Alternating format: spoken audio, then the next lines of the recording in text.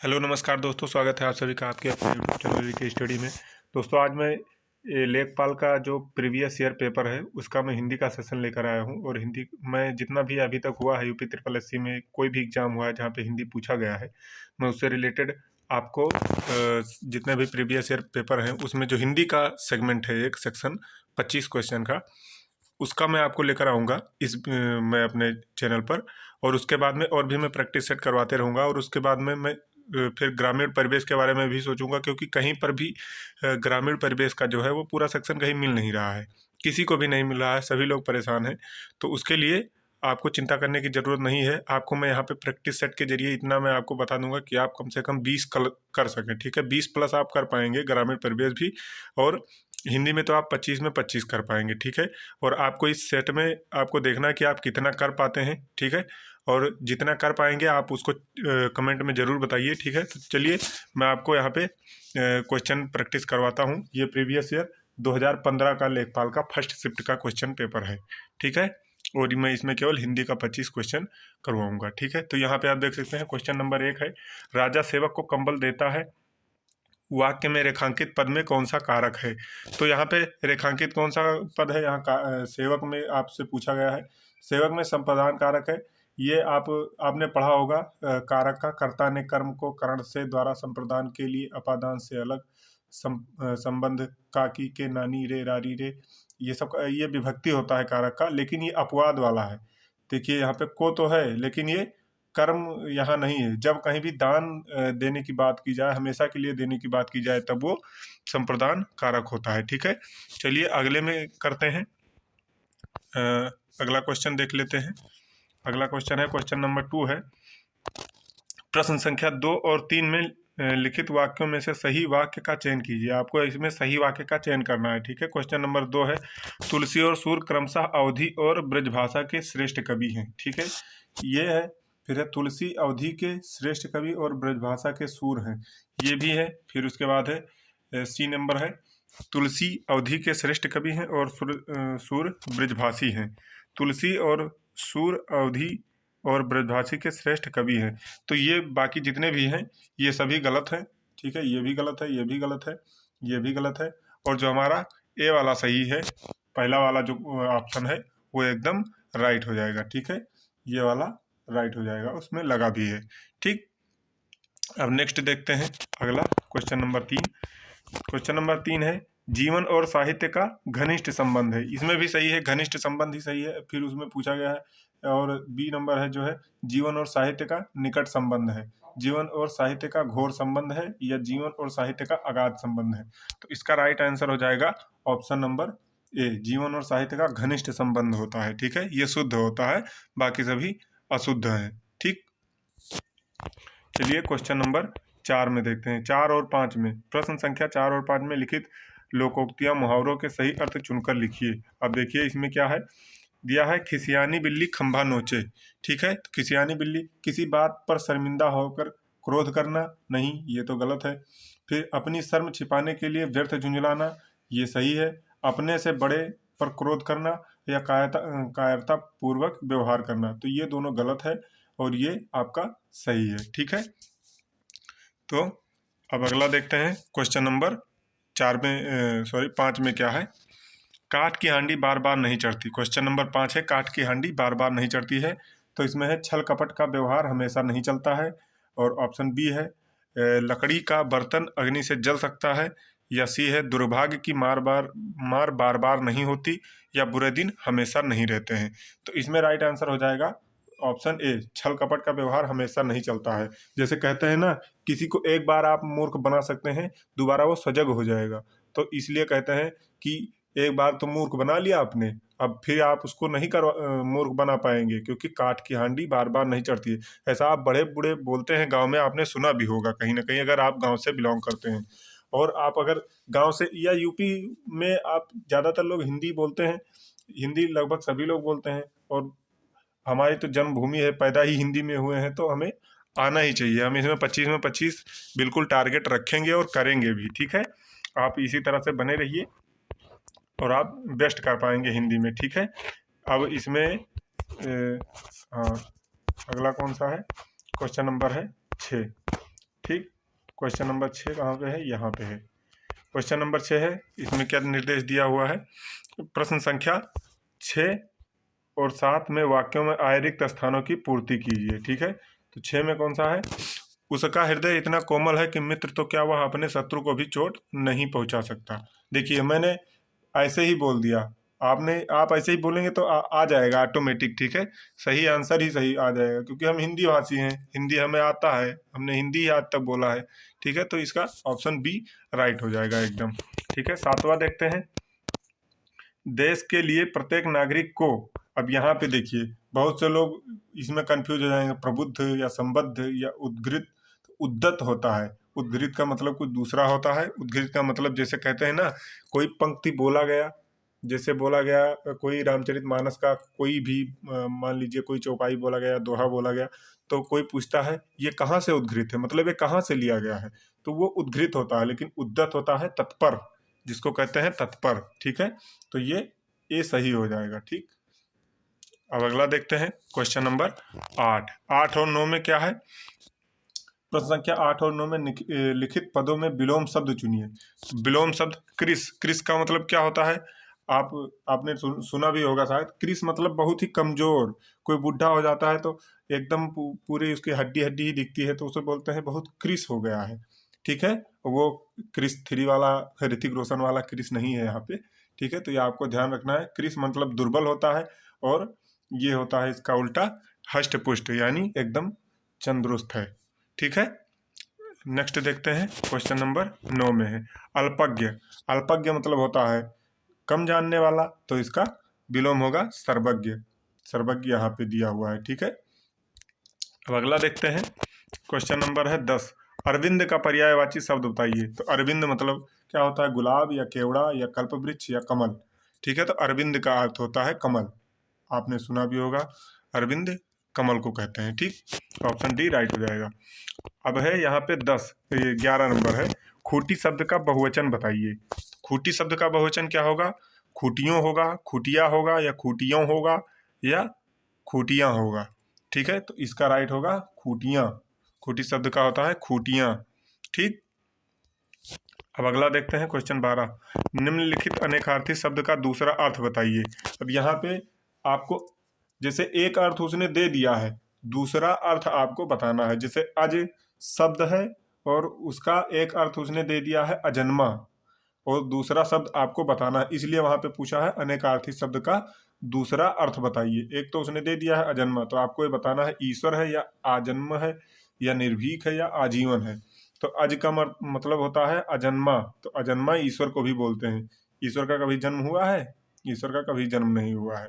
वो हुआ है जिसको बोलते हैं वो प्रतीक थे, जैसे राम का हुआ है, कृष्ण का हुआ है, तो ये सब नाम मानव रूप में ही हुए हैं। ठीक है, ईश्वर जो है उसका ना कोई रूप है, ना कोई आकार है, ना कभी जन्मा है। ठीक है, अब देखते हैं अगला क्वेश्चन क्या है।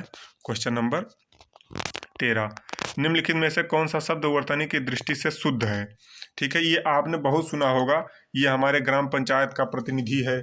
ठीक है, तो बोलते तो है प्रतिनिधि प्रतिनिधि, लेकिन वो लिखा कैसे जाता है? प्रतिनिधि, शुद्ध होता है प्रतिनिधि।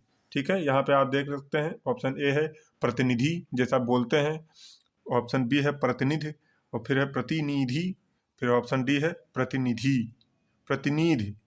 ठीक है, तो ये सही होगा इसका प्रतिनिधि। ठीक है, ये प्रतिनिधि होता है। अब अगला देखते हैं, ये 13 हो गया। 13 के बाद में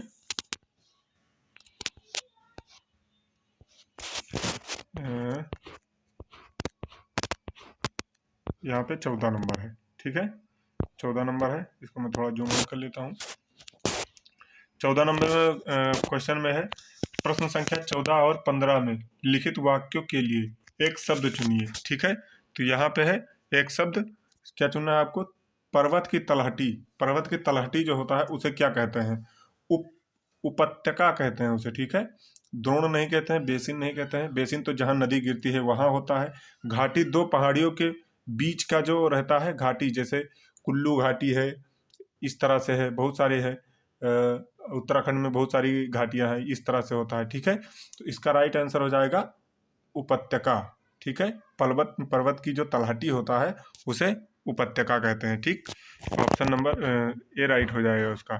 फिर 15 नंबर है, कंजूसी से धन व्यय करने वाला। ठीक है, तो उसे क्या कहते हैं? अल्पव्ययी कहते हैं, कृपण कहते हैं, या मृषण कहते हैं, या मित व्ययी कहते हैं। तो इसका राइट आंसर हो जाएगा ऑप्शन बी, कृपण। ठीक है, कहते हैं ना यार तू तो बड़ा कृपण है, बहुत कंजूसी से धन खर्च करता है, कभी जल्दी खर्चा ही नहीं करता है, बहुत ही कृपण है। तो इस तरह से हो जाएगा। ठीक है, आप उसको याद रखने का, हिंदी को याद रखने का बेस्ट तरीका है, आप कोई भी शब्द पर्यायवाची या एक शब्द अनेकार्थी शब्दों के लिए एक शब्द या वाक्यों के लिए एक शब्द आप अपने जीवन में उतार लीजिए तो आपको तुरंत याद हो जाएगा, कुछ रटने की जरूरत ही नहीं है। एक बार आप अपने जीवन में उतार लेंगे तो आराम से हो जाएगा। ठीक है, अब अगला देखते हैं। क्वेश्चन नंबर है 16, निम्नलिखित में से कौन सा तद्भव शब्द है? ठीक है, तो तद्भव, तत्सम और तद्भव दो होता है, आप जानते ही होंगे। ठीक है, यहाँ पे तद्भव पूछा है। तो ऑप्शन एक है कि उलूक या इष्टिका या कुपुत्र या अमीय। ठीक है, तो यहाँ पे तद्भव शब्द जो है वो अमीय है। अमीय इसका क्या होता है? अमृत का होता है।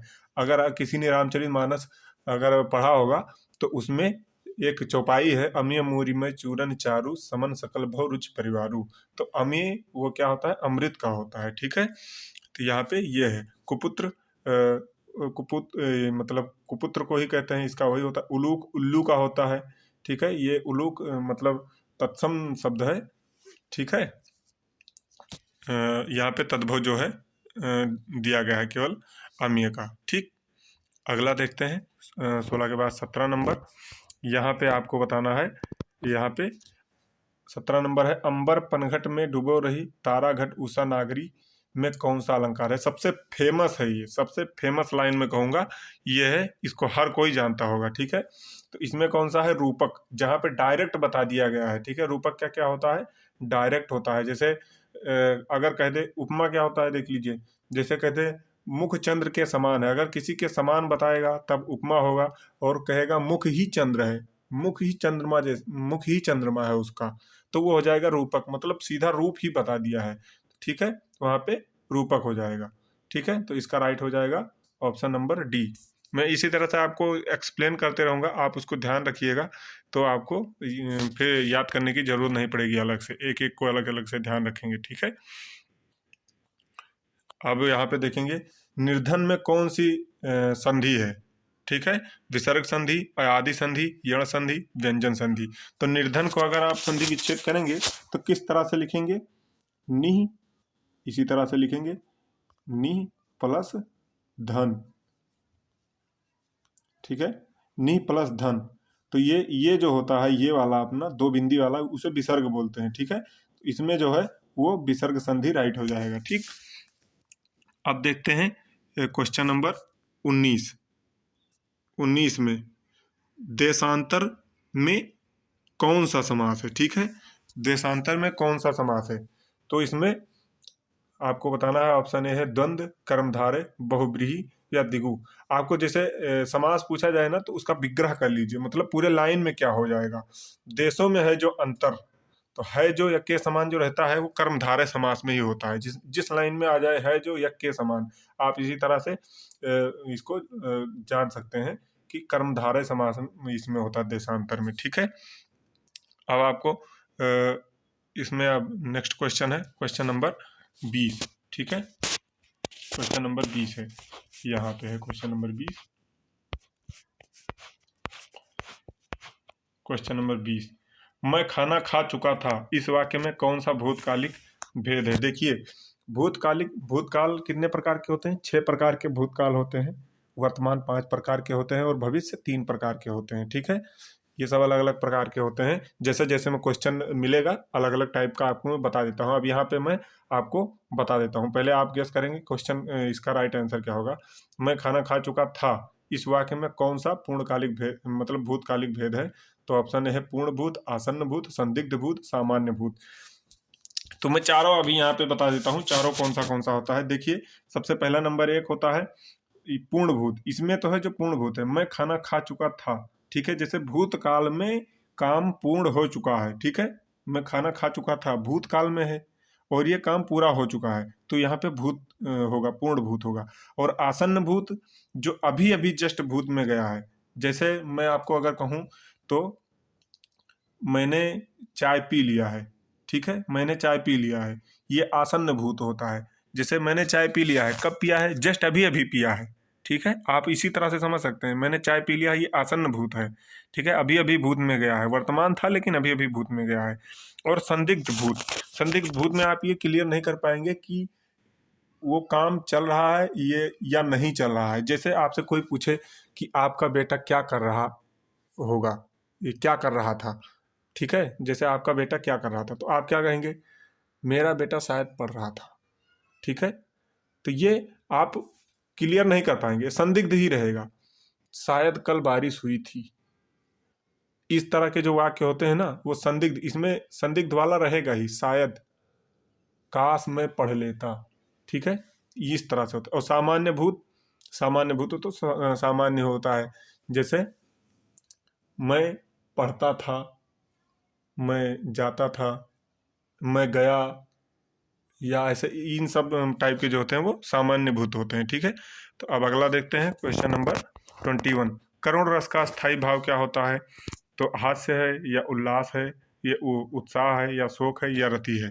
तो इसका देख लीजिए, हास्य का क्या होता है? हास्य किसका स्थायी भाव है?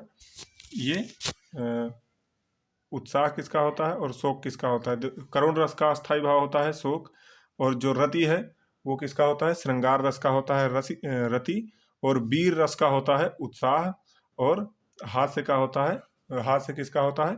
हास का होता है, ठीक है। हास हुई होता है, हास का स्थायी भाव केवल लिखने में ही वो होता है, पूरा सा रहता है, ठीक है। अब नेक्स्ट देखते हैं, क्वेश्चन नंबर 22, ठीक। क्वेश्चन 22 में है, ठठेरा शब्द का लिंग परिवर्तित कीजिए। मतलब ये ठठेरा पुरुष लिंग है, आपको स्त्रीलिंग बताना है। ठठारी या ठठेरिन या ठठेरिनी या ठठेरी, ठीक है। तो इसका राइट आंसर हो जाएगा ठठेरिन। ठठेरा का सब स्त्रीलिंग जो है वो ठठेरिन होता है, ठीक। नेक्स्ट देखेंगे, क्वेश्चन नंबर है, अब यहाँ 23 और 24 के लिए निर्देश दिया है, पहले उसको पढ़ेंगे उसके बाद क्वेश्चन करेंगे। प्रश्न संख्या 23 और 24 के वाक्यों में से कुछ में त्रुटियां हैं। त्रुटि वाले वाक्य के जिस भाग में त्रुटि हो उनके अनुरूप अक्षर ए बी सी वाले गोले को काला करें।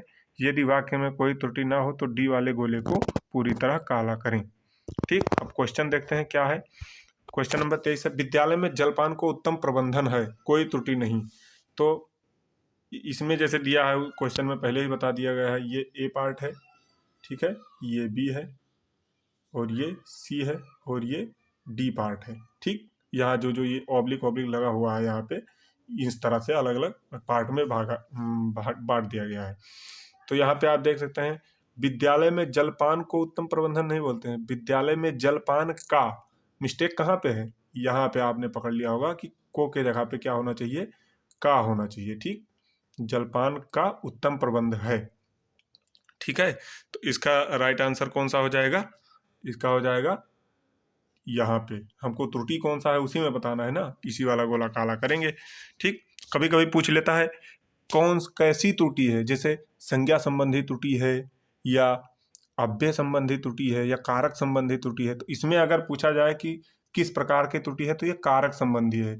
जो को, से, में, ने, ये सब आता है ना, ये सब कारक है, ये सब कारक संबंधी त्रुटियां होती हैं, ठीक है। क्वेश्चन नंबर 24 में देखते हैं, मुझे रेलगाड़ी में यात्रा करना अच्छी लगती है। इसमें इसमें आपको बताना है कौन सी भाग में त्रुटि है, ठीक है। मुझे रेलगाड़ी में यात्रा करना अच्छी लगती है, कोई त्रुटि नहीं। तो ऑप्शन ए है मुझे, बी है रेलगाड़ी में यात्रा करना, सी है अच्छी लगती है, या डी कोई त्रुटि नहीं, ठीक है। तो इसमें इसमें किसमें त्रुटि है? अच्छी लगती है। इसमें कैसी त्रुटि है? अगर आपसे ये कोई पूछे तो लिंग संबंधी त्रुटियां हैं, क्योंकि क्या होगा, यहाँ पे त्रुटि है, यहाँ इस अच्छी की जगह क्या होगा? अच्छा होगा, ठीक है, अच्छा होगा, ठीक। अब नेक्स्ट देखते हैं, क्वेश्चन नंबर 25 और आज का लास्ट क्वेश्चन, ठीक है।